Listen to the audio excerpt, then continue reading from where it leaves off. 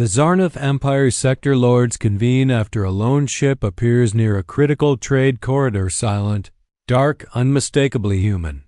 What begins as mockery fractures into dread as the facts don't line up. And one silent symbol keeps repeating, "It can't be human." "That's impossible," Lord Kashyyyk snapped, his spines flaring out in all directions. Sector 7G is outside their operational radius. They've never even scouted that deep. "And yet it's there," said Vizier Trill, eyes locked on the Hala, "right on the edge of our primary trade corridor. Dark hull, no IFF beacon, no comms, just floating." Kashyyyk clicked his talons together. "It's a ghost ship, debris, maybe from the Zaros War." Trill tapped the projection, then explained the emissions. "There's a fusion core still running, low cycle, just enough to keep it warm. That's not debris. That's single quotes S.Button. Someone in the chamber coughed, or the Zarnith equivalent of it, a fluttering spasm in their second lung. The room was designed for dominance displays, not fear. But fear was creeping in like mold behind the silver-plated arrogance of Empire. High Arbiter Joel finally stood. When she spoke, it was the kind of voice that cracked mountains. "We are the Empire that outlasted the First Flame. We crushed the Talari migration. We buried the Lyran singularity. One derelict Terran warship cannot warrant panic." Trill rotated the view. The ship had no name, no markings, just a matte black hull, burned scars, a single dorsal rail cannon that looked older than the sector itself, and yet it was positioned perfectly right where 5 hyperspace lanes converged, blocking trade. Watching. Silent. A VD spike. Kashyyyk leaned forward. "Send a probe." "We did," said Trill. "Lost contact after 7 seconds. No damage, no wreckage, just lost." A long silence. It stretched just long enough to become uncomfortable. Then Jill asked the question none of them wanted to answer. "Is there even a human on board?" No one knew. They hadn't hailed. They hadn't moved. The ship didn't react when approached. It didn't transmit. It didn't power weapons, but it didn't drift either. It was in position, like it had always been there. Trill finally said, "We've intercepted relay chatter from minor species, rumors mostly. They say the Terrans have returned to long-range exploration, but not with fleets, with test vessels." Kashyyyk sneered. "Test what?" Trill exhaled slowly. "Psychological endurance." Joel's jaw twitched. They all knew Earth had gone quiet for nearly 40 years. The silent spiral, they called it. No expansion. No alliances. No war. Just withdrawal. But what if that silence hadn't been retreat? What if it had been evolution? Kashyyyk snarled. "It's one ship. Burn it and move on." "Do that," Trill said carefully, "and the rest might come." That line landed hard. Everyone knew what the rest meant. The last time Earth responded to a threat, 3 systems ceased to exist within 48 hours. Not conquered. Not occupied. Just not on Earth. Never claimed them afterward. It wasn't conquest. It was punishment. Joel's voice dropped into something that felt more like confession than command. "What if it's a test? What if they're watching to see how we react?" Kashyyyk spat. "To what end?" Trill rotated the view one more time. On the side of the Terran hull, faint but unmistakable, a symbol flickered in passive heat signature. A stylized eye. Human-made. The ancient kind. Egyptian, maybe. It blinked once. Just once. Then went dark again. "They're not speaking," Trill whispered. "Because they don't need to." Joel backed away from the table, and that was before Earth even responded. The first mistake was sending. The diplomat. Ambassador Kirill of House Velar was known for his spine, literal and figurative. He'd negotiated peace with the Brisses clans, using only body language, and stared down an oxygen-breathing fire god without blinking. That's what made him the obvious choice. Too obvious. He arrived in a personal skimmer, no weapons, no escort broadcasting. Every friendly code known to the Terran archives. As he approached the warship, his voice was smooth and formal. "Terran vessel, this is Kirill of the Zarnath Diplomatic Order. You are trespassing in protected sovereign space. Please identify." Silence. He circled wide, carefully, respectful of firing angles. "Repeat. You are drifting in the core convergence of 5 Imperial hyperspace routes. This is not a legal anchorage. Do you require aid?" Still nothing. He switched languages. Human English, then Terran Latin, then ancient digital code passed between old AI programs before Earth. Went dark. No reply. Then his sensors picked up something new. Movement. Not from the ship. From its shadow. A VD spike. The shape beneath it wasn't just a reflection, it was deeper. Subspace distortion. Something massive. Something hiding under the ship like a predator beneath still water. Kirill's fingers twitched over the abort command. His skimmer's engines were already warming. Just in case. Then he heard the whisper. Not over the comms. Inside his skull. A voice? Male, human accented, so calm it felt synthetic. "You were warned." The skimmer's nav feed erupted in static. Kirill jerked back in the chair. He was still alive. No attack. No breach. Just total sensor blackout. Every screen showed the same message. A blinking boot print surrounded by static, endlessly pulsing like a heartbeat. He backed away fast, turned hard, hit burn sequence on his return arc. No one tried to stop him. The warship didn't move, but the voice stayed with him all the way back. "You were warned." The second. Mistake was trying to tow it. Zarnath Command dispatched a salvage. Crew 7 haulers with magnetic grapples and neutral stabilizers. They approached like it was junk, military junk maybe, but still just an object to be moved. Commander Villari, leading the op, laughed openly on comms. "Imagine the prize. A Terran hull in our museum. We'll mount the cannon right over the Senate floor." They latched on. 6 grapples found purchase. The 7th never reported back. Instead, a scream burst through their comnet. Not words, not language. Just raw pain. As if someone had compressed 1 billion voices into one and set them on fire. The scream ended. Then came the pull. The Terran ship didn't ignite. Didn't fire. It shifted, only slightly, but it was enough to tear the haulers off course. 3 snapped their own arms trying to correct trajectory. 2 others collided. 1 vanished entirely. There was no detonation, no explosion. Just absence. A ship that had been there. Now gone. Villari's final log entry was a whisper. "It looked at me." Not the ship. The eye, the one painted on the hull. The one that blinked. That was the 3rd mistake, assuming it was paint. Back at high command. Panic was starting to show in the architecture. Imperial halls were suddenly overstaffed. Guards at every doorway. Data scribes monitoring every ripple of space. Even the elders, the ones who hadn't moved in decades, were opening their eyes.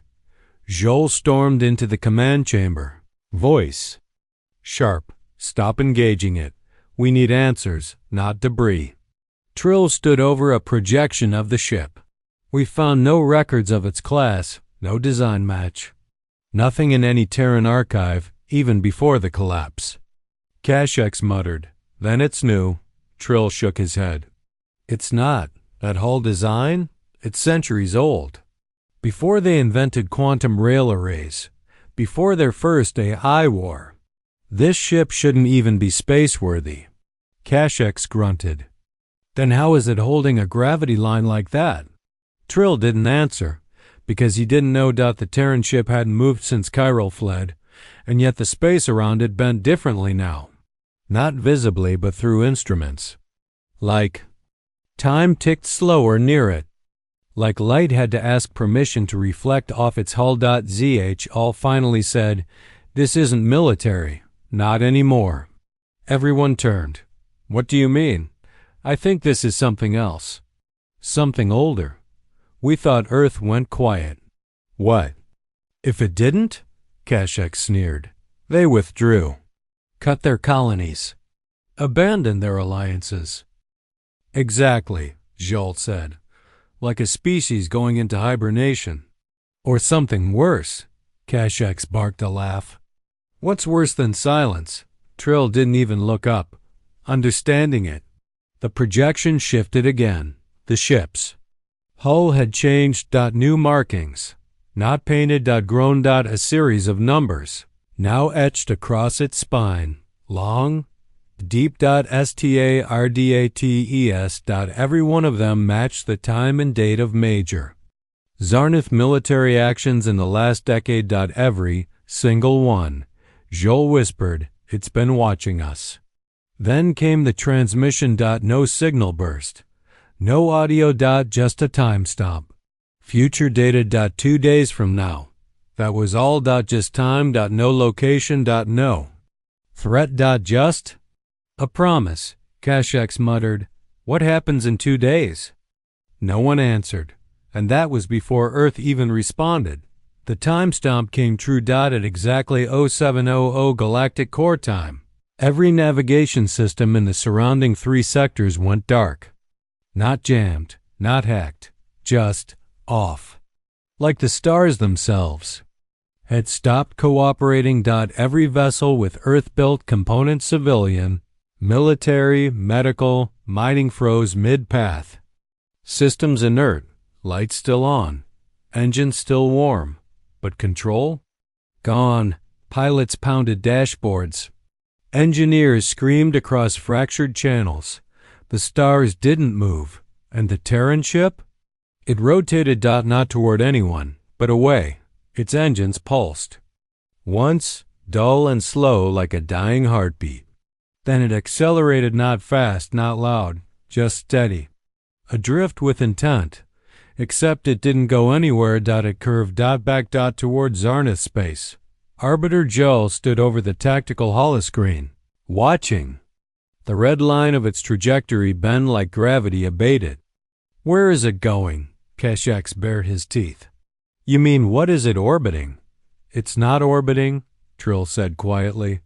"It's drawing a line." A projection appeared, a curve across 5 Zarnith-controlled systems. At first, it looked random. Then came the second line. Another ship, identical class. Appearing out of fold space, no signature, no warning on the opposite edge of the Empire. Same behavior, silent, slow, deliberate. Trill ran the math. The 2 curves formed a circle. AVD spike. Joel said, "They're drawing something," Kashyyyk hissed. "Symbols mean nothing in war." Trill whispered, "To humans, symbols mean everything." He flicked his wrist. The holoscreen split, showing Terran cultural data going back millennia. Circles. Always circles. The orbit of Earth. The structure of their atoms. The windows of their old space stations. Even their languages looped back. And then it clicked. "These aren't weapons," Trill said. "They're markers." "For what?" Kashyyyk growled. "For something inside the circle." At that moment, half of their deep space satellites blinked. Offline. Not destroyed. Overwritten. The remaining ones showed a shape coalescing. Third ship. Same design. Same silence. Right on the edge of the forming circle. Joel whispered, "They're surrounding us." Kashyyyk spat. "With 3 ships?" "With 3 ideas," Trill snapped. "You still don't get it. This isn't tactical. This is psychological. Architecture. They're telling a story. And we're the ones listening." Reese Cato's voice hummed softly through the Nemesis command relay. "You're seeing it, right?" Elias Wren leaned forward in his chair. His hands were still, but His breath slowed. They're reacting exactly how we thought they would. Reese gave a low chuckle. You think they'll hit the panic threshold? They already did, Elias replied. Now we give them time to spiral. Back aboard the Imperial Nexus, a full council emergency had been declared. Lights dimmed to low blue. Security doubled. Armored transports stood by. But no one knew what they were defending against. Because nothing was attacking, just motion. Just positioning. Every military doctrine the Zarnath had ever developed was based on threat level escalation. Posturing gives warning shot gives disabling. Strike gives annihilation, but this, no threats, no damage. No casualties. Just 3 Terran warships tracing lines in the dark. And then, the 4th ship appeared. Not outside the circle. Inside. Right in the dead center of it. Kashyyyk slammed the console. Where did it come from? It didn't come from anywhere, Trill said hollowly. It's been there. We just didn't see it. The 4th ship was different. Smaller. No weapons. No visible engines. Just. A sphere. Not built. Not manufactured. Grown. Its surface rippled like metal breathing in deep sleep. Every sensor went haywire trying to scan it until it spoke. Not in sound, but in vision. Council's holoscreens were hijacked. No hacking signal. No entry. No command. Just change. One image appeared. Earth. Not current Earth. Old Earth. Before unification. Before cities wrapped in AI shells. A girl stood at the edge of a dusty launch pad. Alone. Holding a paper sign. One word. Why? Defeat. Looped. A child. A question. And nothing else. It hit harder than any bombardment. Joel turned away from the screen. She had seen death before, ordered it, authorized it, justified it, but she had never felt. This is guilt, she whispered. Trill nodded. They're not retaliating. They're reminding. Kashyyyk refused to break. Then we burn that sphere. Then they come for us, Trill replied. All of them. The silence that followed was sharp enough to cut gravity. That's when. The Council received the package. No encryption. No virus. Just a document, translated into Zarna's standard. Dated 4 centuries ago, a human treaty. One clause highlighted in crimson. Any Terran vessel found beyond the agreed neutral zones will signal a breach of peace and activate Project Solace. Kashyyyk squinted. What's Project Solace? Joel answered.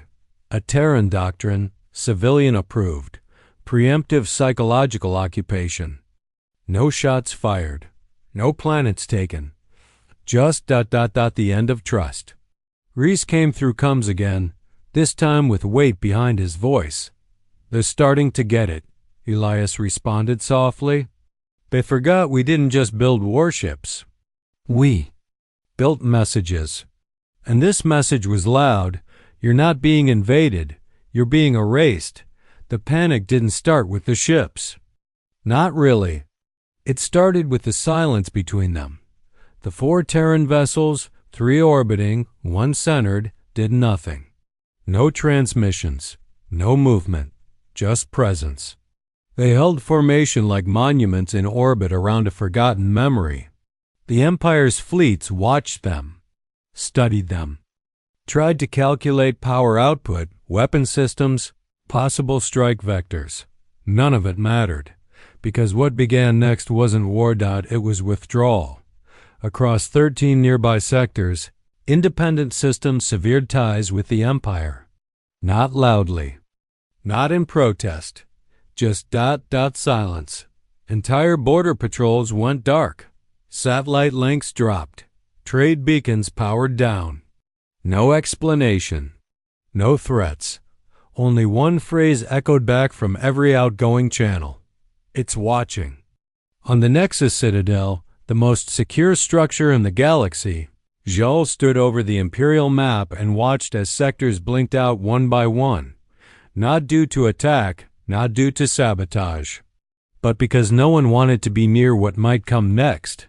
Kashyyyk was pacing now, his voice cracking through layers of rehearsed power.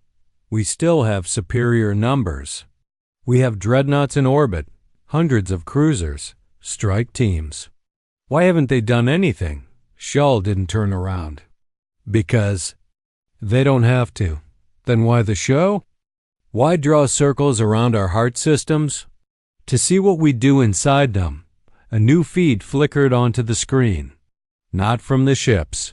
From within Zarnath space, cities, stations, colonies. Human citizens. Not many. Just a few. But they were all standing still. Every one of them, on balconies, streets, public squares. All facing up toward the sky, silent, like they'd rehearsed it. In every image, the same detail repeated. Each of them held a single page, printed, worn, hand-folded. Each page bore a copy of the same image, the girl holding the sign with the word, Y. AVD. Spike. Kashyyyk staggered backward. They've infiltrated our population. No, Trill whispered. They became part of it. The screen split again. More images. Manufacturing centers. Agricultural hubs. High command academies. All now reporting. Signs of embedded Earth-coded AI, not militarized. Not viral. Just present. Observing. Waiting. They didn't hack us, Gilles murmured. They raised the next generation inside us. A pulse emitted from the central sphere. Not audible, not visible, but everything in the nexus trembled, slightly. As if the world had exhaled for the first time in centuries. Then came the message. 3 words. You answered wrong. No context. No explanation. Just judgment. Kashyyyk slammed his claw down. We wipe them now. The circle. The sphere. All of it. Burn the memory from the stars. Gilles turned, calm, resigned. No. We have to. No. Why not? Gilles stepped forward, her voice so quiet the room leaned in to hear it. Because we are already gone. That line hit harder than anything else. Kashyyyk stared at her, unblinking. Explain. Trill did it for her. This isn't a siege. It's a ritual. They aren't surrounding us to kill us. They're isolating the infection. We are the infection. In the center of the Empire, the circle was now complete. The orbiting Terran ships locked into synchronized patterns. Silent, cold, absolute. The sphere began to rise, not on engines. On memory. Its surface glowed with past conflicts. Images of raised human colonies, footage of old Zarnath victories, moments of surrender, of betrayal, of conquest. Not as threats. As receipts. Proof. The galaxy watched it broadcast. Not through channels, but through resonance. Even systems without screens felt it. Empires light years away felt it. The emotion of it. Not rage. Recognition. And rejection. We are being erased from relevance, Trill whispered. Not killed? No. Just forgotten. AVD Spike. Reese Cato's voice crackled through Elias Wren's bridge console. They're flinching. You feel it? Elias Wren stood by the viewport of the Nemesis, arms folded, face lit only by the pale glow of the Terran formation. They're unraveling faster than I expected. You think they'll fire? They'll beg first, Reese exhaled. You think they'll understand why we did this? Elias closed his eyes. I don't care if they understand. Back. In the Nexus, Gel did something no arbiter had done in over 800 years. She knelt to no one. Just dropped to the floor and whispered, "Forgive us." But the Terran ships didn't reply. They rotated one last time. And then they left. No attack. No broadcast. Just absence. The sphere sank back into itself, folding down like origami until it vanished into subspace, and with it, the fear. But not the consequences. In the weeks that followed, The empire collapsed, not with revolution, but with emptiness. Trade routes abandoned. Species departing alliances. History rewritten to erase Zarnith pride. No more statues. No more proclamations. Only that question remained, the same one that had haunted Earth for centuries. Why? And the stars, for once, answered in kind, because you never asked until it was too late.